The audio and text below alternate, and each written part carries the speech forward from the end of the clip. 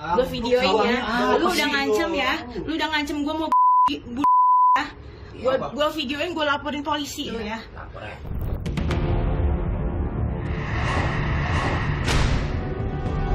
Akhirnya begitu keadaan yang agak sulit itu di masa pandemi, ya iseng coba pinjol. Ternyata gampang sekali pinjol itu. 3 menit cair. Pinjamnya di ada kami sih. Awalnya pinjamnya di ada kami. Terus itu dapatnya kita nggak full sih memang gitu. Akhirnya kita jadi kayak gali lubang tutup lubang ya gitu. Karena yang di sini kok makin lama makin gede. Karena kita setiap hari itu ngepush bisa sampai 300-400 orang Kak via broadcast.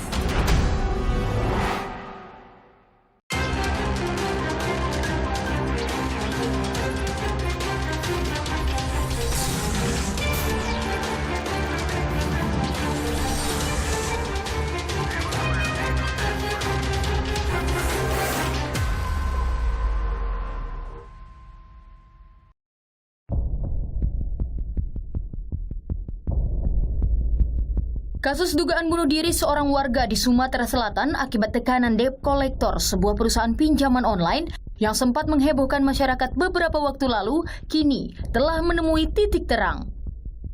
Kepolisian Resor Ogan Komering Ulu menyatakan telah menyelidiki seluruh kasus bunuh diri di wilayahnya. Namun, tidak ada terkait dengan pinjol. Untuk sementara, ada beberapa kejadian bunuh diri di wilayah hukum Polres Oku. Untuk sementara dari beberapa kejadian bunuh diri yang terakhir belum ada yang mengarah ke arah sana. Itu dikarenakan karena adanya pinjaman pinjol.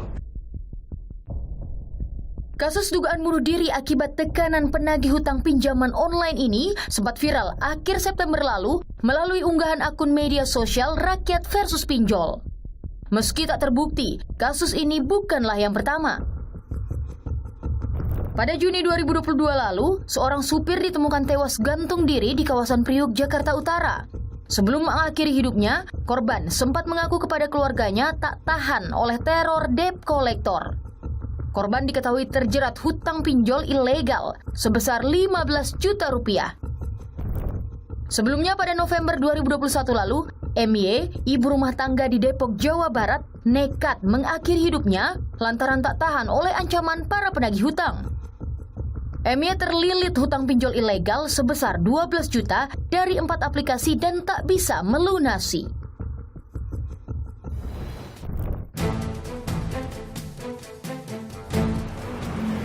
Saudara, menagih hutang dengan menggunakan kata-kata kasar atau mengintimidasi tak hanya dilakukan oleh pinjol ilegal, tetapi juga dilakukan oleh oknum debt collector pinjol legal atau berizin. Lantas, bagaimana cara untuk menghentikan penagihan hutang yang sangat meresahkan ini? Simak liputan selengkapnya agar Anda tak jadi sasaran berikutnya.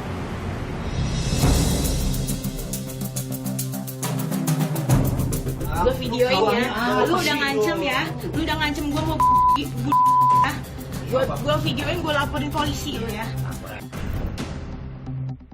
Cara-cara penagihan hutang pinjaman online yang meneror nasabah sejak lama dikeluhkan masyarakat.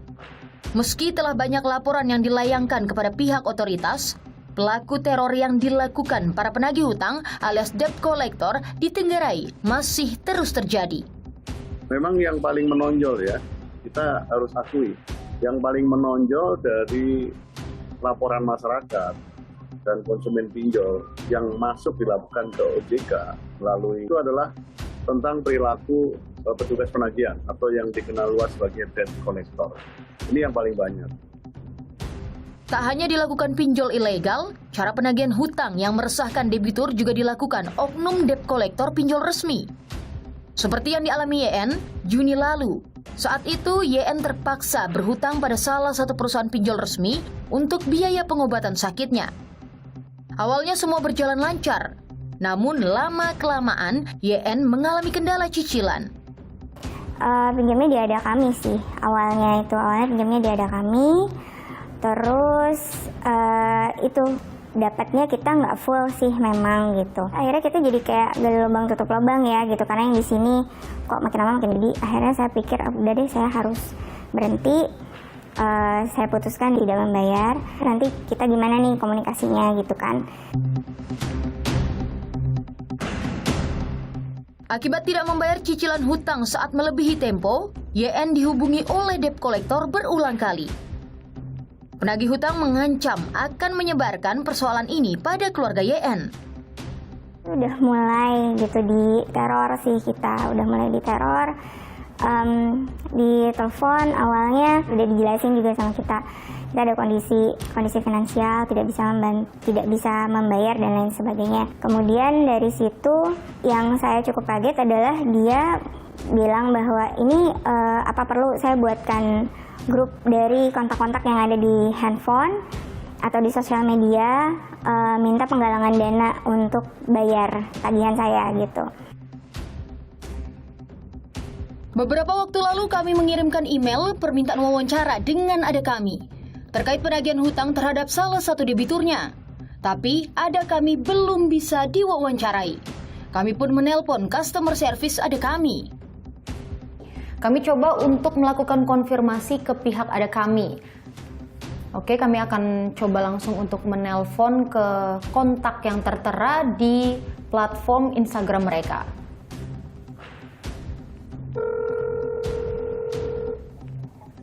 Selamat sore teman kami, dengan Ren bisa dibantu? Ya, selamat sore Mas.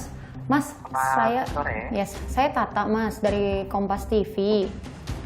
Baik Ibu, Ya. silakan. Sebenarnya saya cuma mau konfirmasi Mas tentang untuk sistem penagihan hutang yang dilakukan dari pihak Ada Kami, entah itu apa yang melalui pihak ketiga ataupun langsung dari pihak Ada Kami sebagai platform pinjolnya, itu apakah memang dibenarkan ada untuk cara-cara yang kasar atau kata-kata ancaman, mengintimidasi seperti itu? Jadi untuk perihal informasi mengenai penagihan di luar dari SOP perusahaan, tentunya kami akan melakukan penindakan tegas apabila ditemukan informasi-informasi yang valid mengenai penagihan di luar dari SOP yang berlaku. Oke, berarti tetap ada penindakan tegas ya Mas ya dari pihak Ada Kaminya langsung ya? Tapi Bu, Kemudian kalau misalnya ini kan pelanggaran yang dilakukan oleh entah itu pihak ketiga ataupun langsung dari Ada Kami, berarti kami bisa laporkan langsung aja gitu Mas. Sanksinya kira-kira apa Mas yang diberikan kepada yang melanggar ini Mas? untuk perihal penagihan dilakukan di luar dari SOP perusahaan, itu bisa juga untuk terkait dengan sanksinya akan dilakukan pemecatan. Ancaman debt kolektor pinjol juga pernah dialami Didi Mulyadi, pensiunan kepala sekolah dasar di Tanah Sereal, Tambora, Jakarta Barat. Didi mengaku berhutang pada pinjol sekitar 3 tahun lalu saat kondisi keuangan rumah tangganya tidak stabil. Merasa gampang mendapat pinjaman uang, Didi berhutang pada beberapa pinjol, mulai dari pinjol berizin hingga pinjol tak berizin atau ilegal. Awalnya iseng-iseng aja coba gitu kan, bisa gitu kan, nanti kan dengan jarak waktu sekitar 1 bulan bisa saya tutupin gitu kan. Nah kalau memang 1 bulan tuh ada uang ya saya tutupin langsung. Nah, kan kadang-kadangnya pas 1 bulan tuh nggak ada uang, ya ada telat. Didi pun berulang kali mendapat telepon dari debt collector. Di antaranya para penagih hutang tersebut ada yang kerap memaki dengan kata-kata kasar. Padahal ia telah menjelaskan persoalannya. Bahkan salah satu penagih hutang menyebarkan tagihan cicilan Didi ke teman-teman kantornya. Akhirnya kan ditagih nih. Nah, kalau yang pinjol ada OJK itu nagihnya cuma lewat telepon mengabarkan, Pak ini sudah telat waktunya, cepat dibayar kan gitu kan. Tapi yang ilegal dengan maki-maki yang kasar, ngomongannya itu kasar-kasar aja gitu. Itu sampai bahkan kalau yang ilegal ini nge-share semua kontak-kontak saya dihubungi tuh di WA semua tuh, baik teman-teman, kadang teman seperti teman-teman kantor. Cara intimidasi kerap dilakukan oknum debt kolektor pinjol berizin. Lantas, bagaimana aturan penagihan hutang debitur pinjol? Karena kita setiap hari itu nge-push bisa sampai 300-400 orang Kak via broadcast.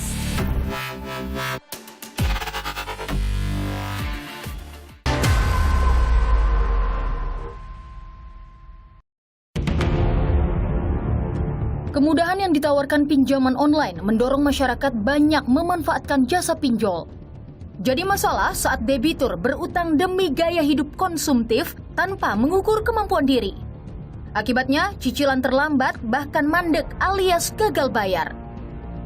Nah, memang ada kecenderungan sekarang data yang kita peroleh tujuannya itu bergeser dari produktif menjadi konsumtif. Lah ini yang kita harus cegah juga. Jangan kemudian mudah untuk meminjam, giliran bayar males, kemudian teriak-teriak lewat media sosial. Teriaklah lewat OJK. Saat debitur terlambat membayar cicilan, pihak penyedia pinjol melakukan penagihan. Ini bisa dilakukan sendiri oleh penyedia pinjol atau menggunakan jasa debt collector. Masalah muncul saat debt collector menggunakan cara-cara penagihan di luar aturan, seperti mengintimidasi, menggunakan kata-kata kasar, mengancam, hingga meneror. Debitur pun resah. Di antara mereka ada yang mengalami tekanan batin, seperti yang dialami Didi Mulyadi. Hampir tiap hari ia mendapat caci maki dari debt collector. Telepon masuk itu satu hari bisa sampai 10, Mbak. Dari pagi sampai malam itu telepon bunyi terus itu. Pagi melek mata, telepon. Wah, nggak ada namanya pasti nagih nih ya kan. Sampai malam mau tidur itu masih telepon. Bahasanya kasar-kasar aja gitu. Yang makin membuat Didi tertekan, debt collector juga menelpon kantornya, teman-teman kerja dan keluarganya untuk menagih hutang. Telepon ke sekolah, Pak? Telepon ke sekolah. Jadi Apa, Pak, yang waktu di sekolah? ya kan guru-guru yang di sekolah tahu. Semua kontak-kontak saya tuh dihubungi tuh. Teman-teman kantor, teman-teman di rumah itu bilang, "Pak, itu ada yang WA saya," bilang gitu. "Nagih Bapak," katanya. Didi merasa dipermalukan di depan keluarga dan teman-temannya. Itulah yang bikin saya tombol. Jadi saya tuh nggak bisa buka HP bebas gitu kan. HP bunyi, tagihan gitu kan ya. Itu yang bikin saya nggak enak gitu teman-teman gitu ya. Ditelepon dulu gitu kan. Gitu. Ya memang sih utang itu ya kewajiban kita ya untuk bayar. Tapi pada saat belum ada ya saya pikir nggak usah terlalu kejam lah nagihnya gitu. Sementara itu, YN juga sempat tertekan oleh ulah debt collector pinjol. Lantaran mereka menagih hutang dengan mengancamnya melalui media sosial. Sebenarnya sih yang paling bikin trauma itu yaitu tadi ya gitu. Maksudnya sampai dia kok segitu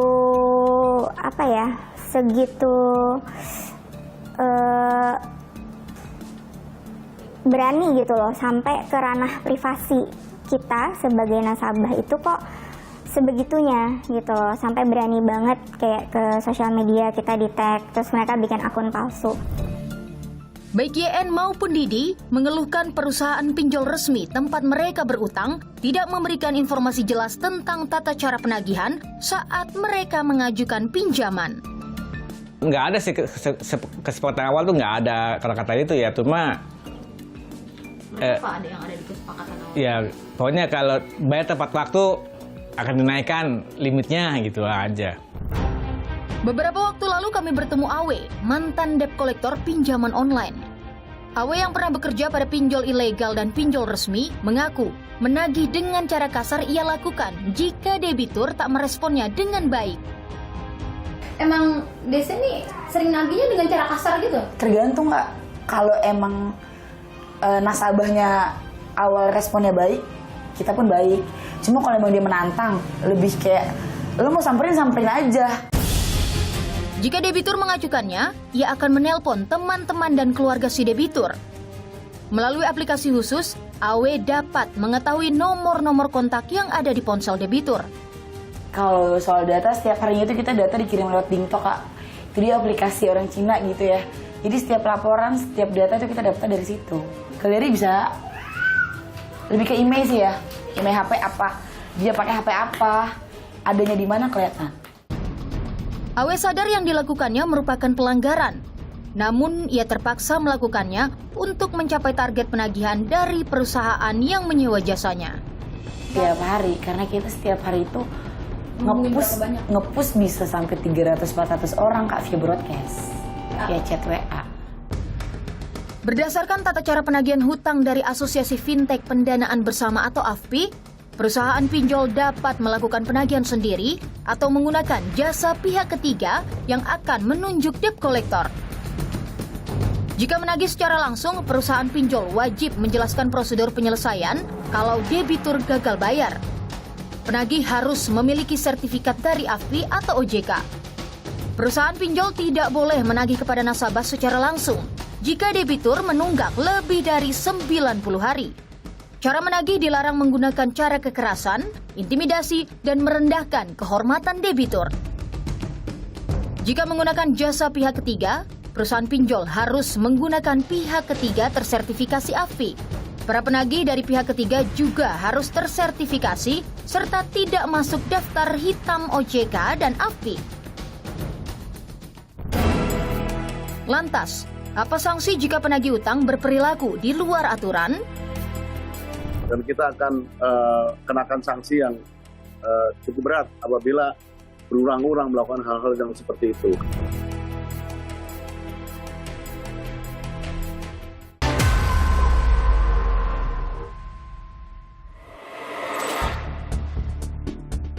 Cara-cara penagihan hutang yang dilakukan debt collector dengan meneror dan mengancam debitur terus terjadi.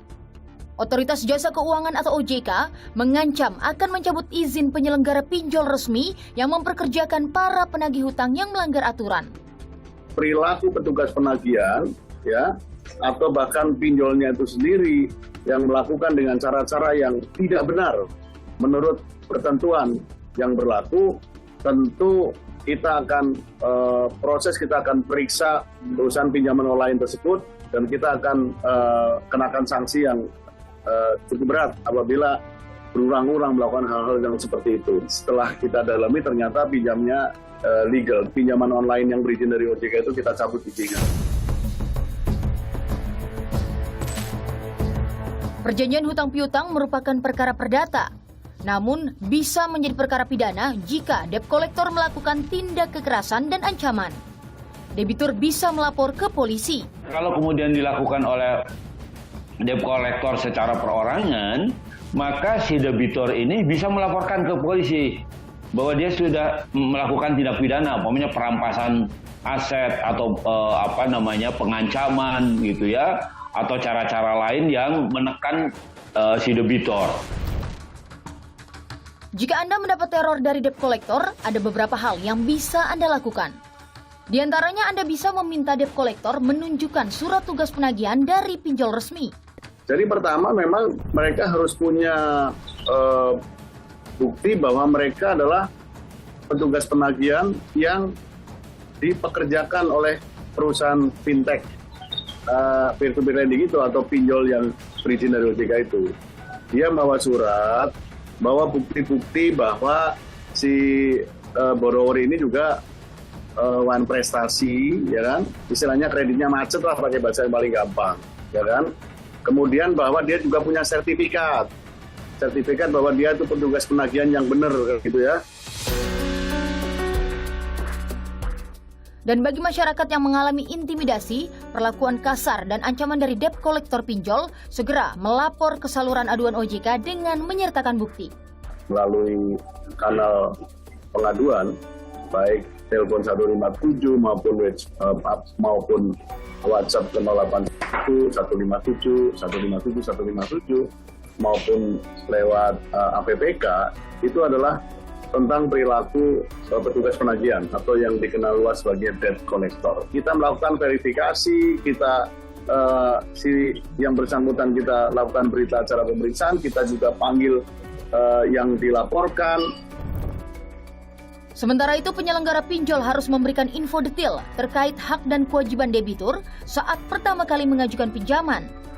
Di saat bersamaan, calon debitur pun wajib membaca aturan yang dibuat pihak pinjol agar tidak terjadi masalah di kemudian hari.